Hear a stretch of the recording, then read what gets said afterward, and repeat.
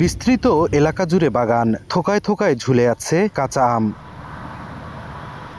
আম উৎপাদনে দেশের শীর্ষ জেলা নওগাঁ। জেলার সাপাহার, পোরশা, পত্নীতলা ও নিয়ামতপুরে বাণিজ্যিকভাবে আমের উৎপাদন হয় সবচেয়ে বেশি। ফলটি উৎপাদনে দ্বিতীয় ও তৃতীয় অবস্থানে রয়েছে চাঁপাইনবাবগঞ্জ ও রাজশাহী। মাসখানেকের মধ্যে পরিপক্ব হয়ে বাজারে উঠবে গোপালভোগ, হিমসাগর, ল্যাংড়া, আম্রপালি সহ নানা জাতের আম। বর্তমানে বাগান পরিচর্যায় ব্যস্ত সময় পার করছেন বাগান মালিক ও ব্যবসায়ীরা। আবহাওয়া অনুকূলে থাকলে এবার বাম্পার ফলনের আশা তাদের। বিষের দাম বেশি, সাহারের দাম বেশি, শ্রমিকের দাম বেশি। আমাদের মূল্য তো আমের পাচ্ছি না আমরা। এখন পর্যন্ত ভালোই আছে, প্রত্যেকটা গাছে আম আছে।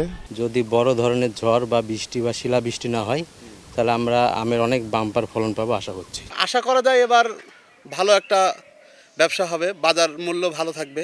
ব্যবসায়ী নেতারা বলছেন, এবছর প্রায় 5.5 কোটি টাকার বেশি আমের বাণিজ্যের সম্ভাবনা রয়েছে। তাই এই অঞ্চলে আমজাদ পণ্যের কারখানা গড়ে উঠলে ভালো দাম পাওয়া যাবে বলে মত তাদের। আমের যে ব্যাপারটা যাই বলেন, যাই করি প্রতি বছর যতই আমরা খরচ বাড়াই, কোনো কিছুতেই লাভ হবে না যতক্ষণ না আমকে আপনি ইন্ডাস্ট্রিতে কনভার্ট না করেন, প্রক্রিয়াকরণ না করেন। এমনও দিন আছে যে অনেক বড় টাকার কিন্তু একটা প্রয়োজন হয়ে যায়, হয়তো 100 কোটি টাকার প্রয়োজন হয়ে যায়।